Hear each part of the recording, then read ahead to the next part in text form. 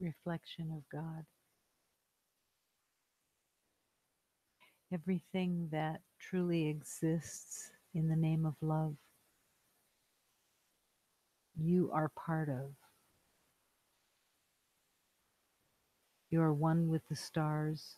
You're one with every element of love that is hidden sometimes behind form, but is truly the light of love. Every tree, every flower, there is a being. There is the beingness of God that rests, waiting to be discovered, waiting to be found beyond the form.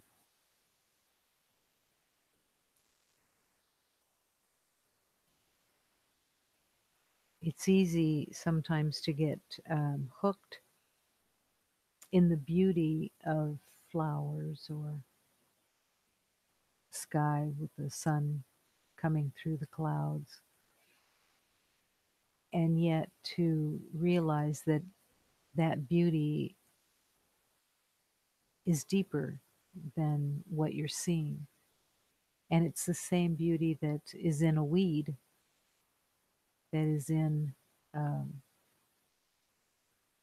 anything. It goes beyond the form, and you find the light of God there. And the communication is there waiting for you. There's a language, a communication with everything that is spirit. And it's learning that language because it's within your heart, it's within your mind. It's very, it can be somewhat similar to speaking in tongues. Much of that comes from emotional connection, but there is also a place when you go deep enough that there is the voice of the music that speaks the language of love and sings the language of love.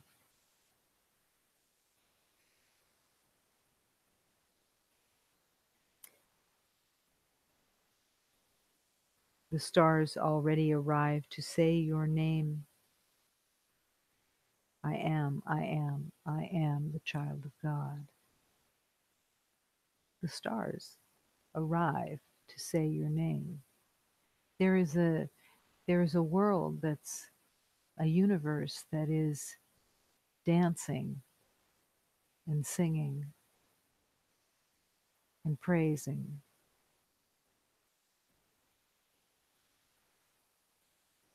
and resting in the peace of God at all times. And it's to listen and hear that voice. The stars already arrived to say your name and to go into that quiet inner place of rest that nothing touches, and hear that voice that is a soft echo from the universe. It's within you. Let yourself learn to accept that quiet inner voice. Want it, invite it. It's your friend. It's the voice of reason, the voice of truth, voice of love, and the voice of quiet direction. Everything is there for you. And the only element that is needed to be strengthened is the doubt that you can hear. Letting this doubt go and accepting that if it is there for you, you will hear it. There's nothing that is there to sabotage your communion with the divine except the self doubt. And that you can surrender to God and let it go. Really let it go. And then keep affirming that you're ready. I'm ready, dear God. I want to hear your voice. I want to hear so that I can follow and be shown the way of love, the way of truth. I say yes.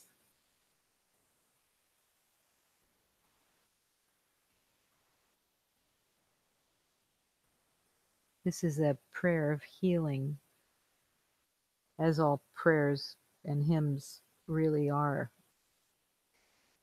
Stars already arrived to say your name. I am, I am, I am. I am a child of God. The stars have taken me to discover the universe, to discover the truth, and to be able to carry this truth of love. I've climbed mountains of thorns, stepping on sharp points, and the stars told me that in this world everything can be healed. Stars told me, listen carefully and speak little, to be able to hear and understand and speak with your guides.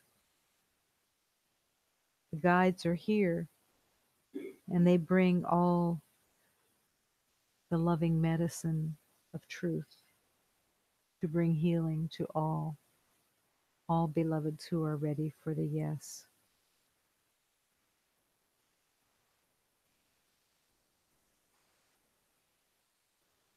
As estrelas já chegaram para dizer o nome o seu. Sou eu, sou eu, sou eu, sou eu, filho de Deus.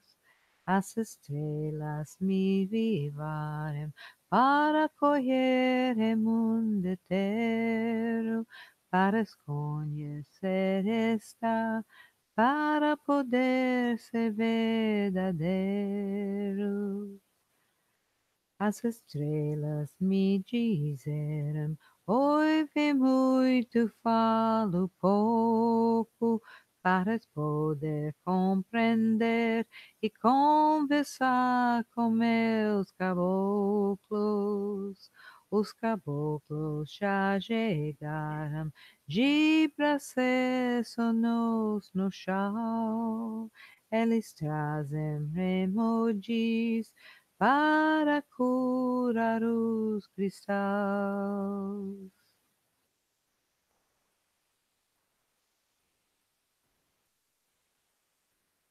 When I first heard this hymn, this prayer, and I heard the words being spoken, I climbed mountains of thorns, stepping on sharp points, and the stars told me that in this world everything could be healed. In that moment, when I heard and received the truth of these words, there was something that came over me that totally accepted that in this world everything could be healed. Everything could be healed. In this awareness, in this truth, when you hold that in your heart, you keep going. You keep going deeper because you've accepted that everything can be healed and you want to participate in that healing. You want the same healing that is for everyone because everything can be healed. Then it just becomes the journey of being able to see what it is that is in your way, what it is that needs to be healed, because healing is only the relinquishment of what you've made up. It's not evil, it's not horrible, it hasn't changed you, it's just held you in a prison cell where you thought you were trapped.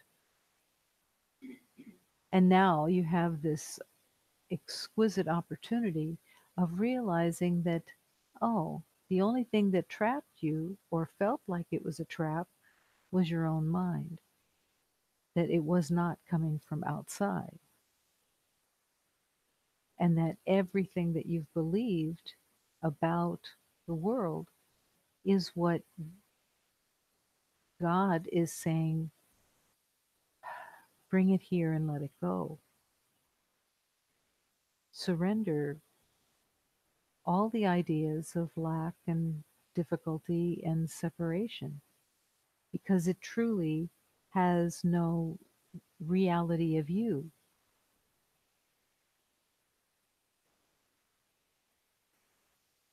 As long as you're here, its true purpose of being here on this earth plane is that you're here to remember. That's truly the only reason. I mean, there's lots of looky type of reasons to look at the world, but they really don't mean anything. They're just occupations and a storyline that goes through everyone in the world, saying we're separate, we struggle, we fight, we hate, we kill, we die, and we fear. And that is what is being, you're here to heal and to accept that the stars promised that everything in this world can be healed. And then you don't have to climb mountains of thorns anymore, or stepping on sharp points in a way to punish yourself or be miserable, when God's will for you is happiness and joy and peace.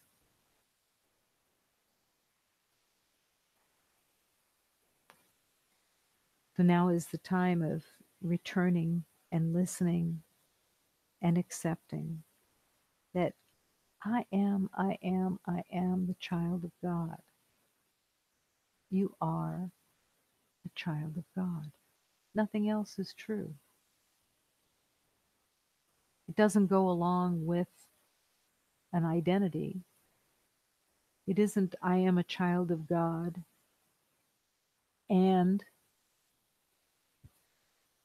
my name is blah, blah, blah, and I'm this old. No, you are a child of God. Full stop. Everything else will fall away.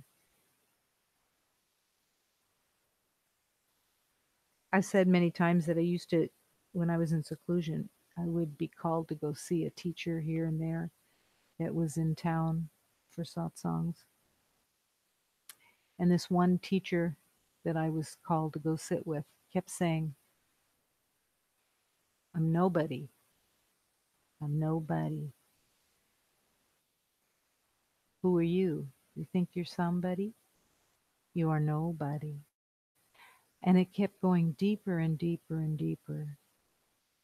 And after the satsang, I was standing with him. And he said, what's your name? And I almost said my name. And I stopped. And I so appreciated his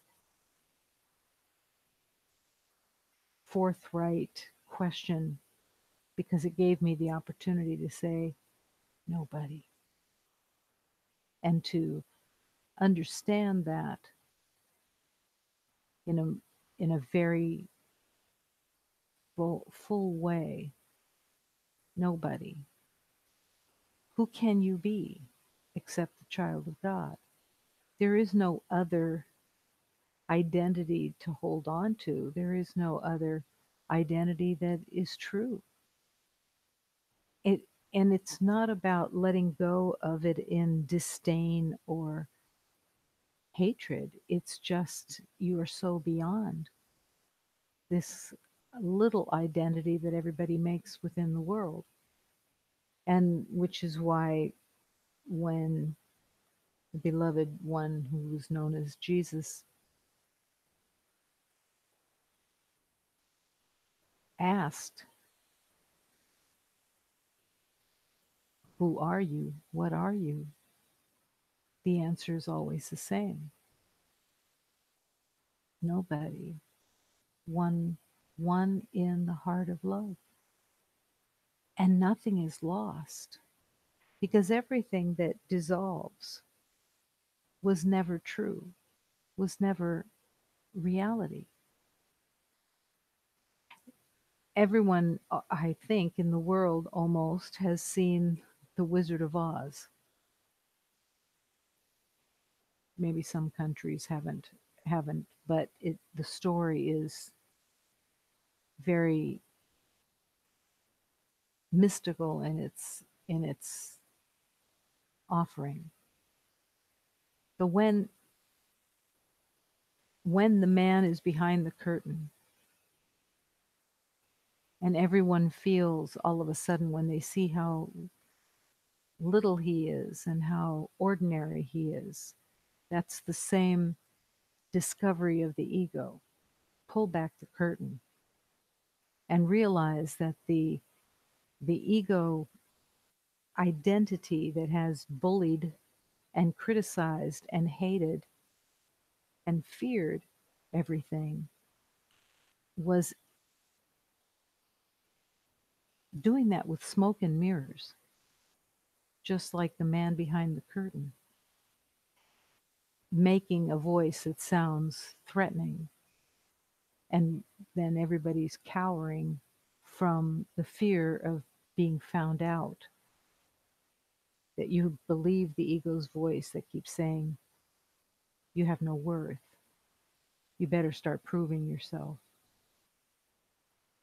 Or why does somebody have more than you do? Why don't you get your share?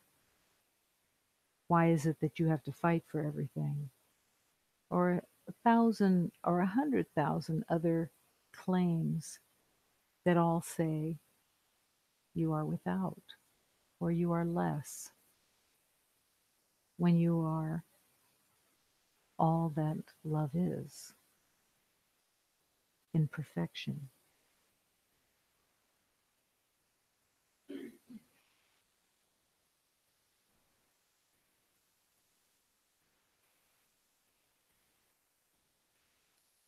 With every breath, I plant the seeds of devotion.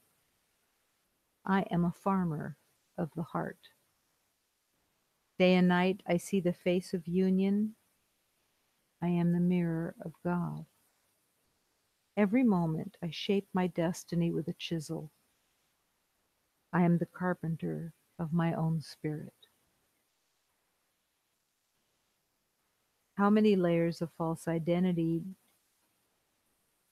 can the ego make in any given lifetime? It's really an amazing element of healing when you begin to really shake off the layers of identity that were never the truth of you. Many times they're felt in small, subtle ways that they're dropping away. You're not interested in them anymore. You're not as fearful as you were in the past. Everything starts moving and opening. One of the ways that I was shown the diminishment of the ego layers was seeing it through if you were wearing 10 costumes, one on top of the other, and each costume had 1,000 lifetimes in it, and each costume had a weight to it that you had to drag around, and you had to play the part of all those different ideas and all those different costumes, and you had to learn to be good at it, which is insane, to be good at illusion. But as you begin to open your heart and accept God's wholeness, you start to see that the costume layers start to have holes and places where there's no more fabric to it. They're thinning out, they're not as strong in your fear element as they used to be. But how many are you willing to let go? Each one of them has a whole identity with it. And there's so many because we have access to whatever shape changers and whatever ideas that we think will be a good defense. And you take those defenses from others and copy, even as a child. Oh, you want me to behave as if I'm happy? Okay, I'll behave as if I'm happy because that's what the message says. And it resonates with something within you because you've already got the costume. You know exactly how to act happy, to defend, because you've lived it over and over and over again. When you feel an anger within, it's another costume. But the anger is familiar as well. Some hold anger in a more private place, and some hold anger in a more public place. It's all the same. But that identity of anger, you don't have to learn it in this lifetime because it's already part of the agreement. But slowly, all of those false identities start to thin out, and the most miraculous thing occurs that as it gets thinner and thinner and thinner, all these layers, you start to see light coming through the fabric that is no longer solid. And it's the light of your being. It's coming forward. It's coming out of the hidden place, the hidden defense system, because your defenses are falling apart. And you're realizing that the only way of peace is to offer peace and to accept peace. And that you're safe, and you're held, and you're always nourished, and you're loved. And the willingness to accept that and be that moment to moment, but every moment.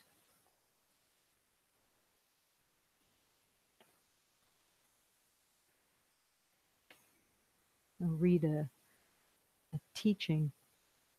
I am not a body.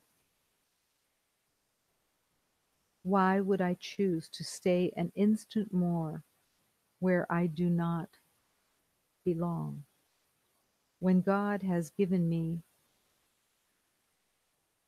her voice to call me home.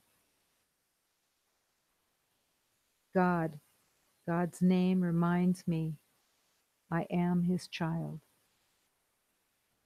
not slave in time, unbound by laws which rule the world by sick illusions, but now free in God, forever one. Why would I choose to stay an instant more where I do not belong? You may think that that statement says that you have to pass out of the body more quickly, but that isn't actually the meaning of it. You don't, when you feel you don't belong somewhere, you don't want to stay there. And the ego wants you to believe that you don't belong right here, right now. Right here, right now, you totally belong. In this present moment, your life force, and the life force of God that you are, is in perfect harmony with all creation of the entire universe. You belong right here, right now. Why would I stay a second where I don't belong, which is all in the mind? If I feel I don't belong, it's because I am believing I am something that I'm not. I cannot not belong because I am one with God. And you cannot not belong right here, right now, because you are the light of God. You don't belong as an ego, and you will never feel like you belong with the ego's mind in charge. You are not limited. You are not without. You are not separate from any truth. You belong as the light of God. You're in the moment that is reality. And you never can leave it, but you can not be aware of it. That's why the metaphor of being in a prison cell and believing that the door is locked, and then you find out that you were never locked in, you could step out of the prison. It's the same thing. The belief of not belonging says I'm a prisoner of an identity that is different, that is limited, that is separate. And in truth, that has no truth. You belong in this moment. But don't stay any place where you don't belong. And the means of that is to surrender all you thought you knew into the hands of love and accept that only love is the truth, only peace.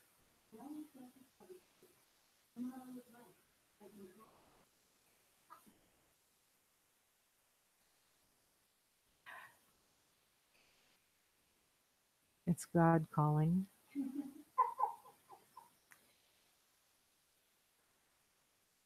There is only truth.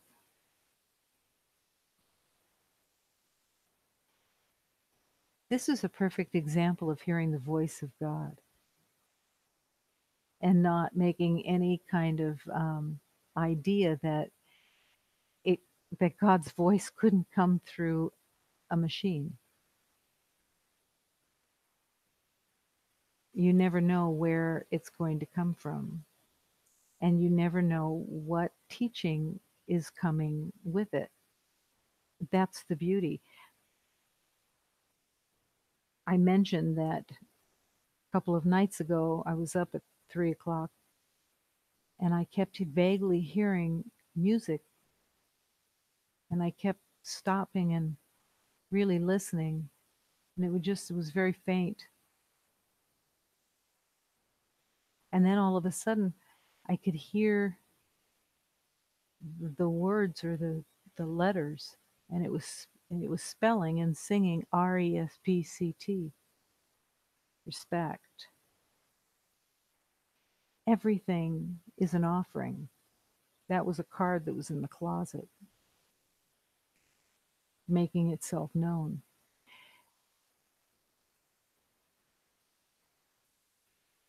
Something like a card singing at 3 o'clock in the morning doesn't occur except to offer something. So it's a beautiful understanding that everything is trying to communicate. The truth of love is communicating all the time. Respect. Respect and honor is such a powerful awareness. To respect is really to not know, and to accept that it actually is a place of wonderful humility to be able to say with deep respect, I don't know. I don't know how to look at this. I don't know what it's for. I don't know what it means. I don't know who I am. And from that place, you find the honor and respect of love. To respect the truth of who you are is to open to self-love, to not allow the arrogance or the sense of unworthiness, two sides of the same coin, that you will not allow your mind to carry that you are separate and without in any way. Every beloved who displays arrogance, every, and everybody does in their own way, at their own pace, but arrogance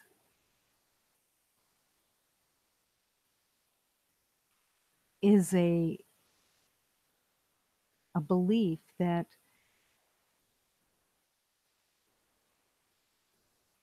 is every bit as painful as a sense of unworthiness, because it comes from the sense of unworthiness.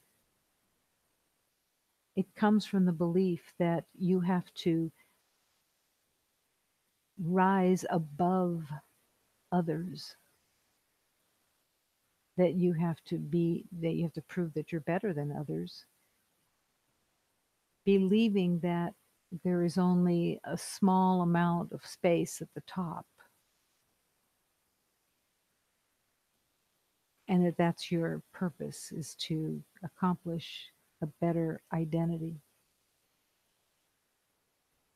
But that arrogance is truly, as I said, just as painful, or it's exactly the same as all sense of lack and unworth.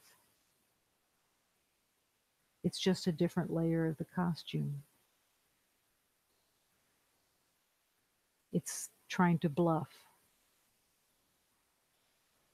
And there is nothing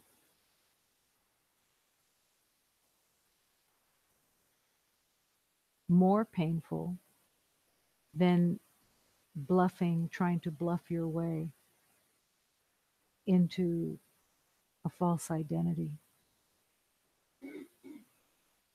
It's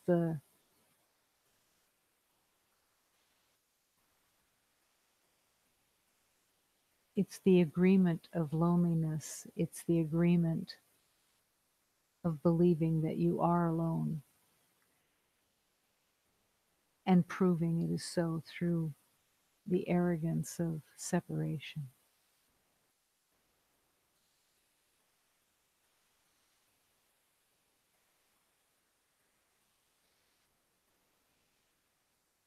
You are not a body. You are free. You're still as God created you. And in that acceptance, you're going beyond the body. There is no one who is in a body that believes that it is a perfect specimen and that it will last forever. Everyone that incarnates with the awareness that the body is to be feared because it will not last. But thank God it's not real. Thank God your eternal life is guaranteed.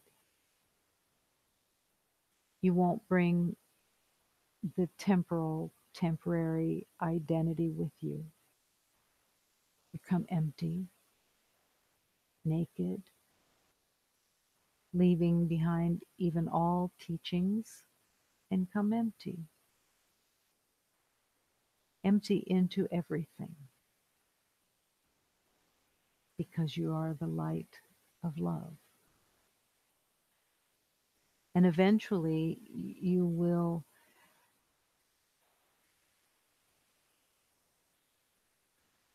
return to the star that is your reflection. And every star is the light of God's reflection. There's only love. There's only the universe of love, this present moment. Be here where you exist. It's where love is. It's what love is. And only love is real.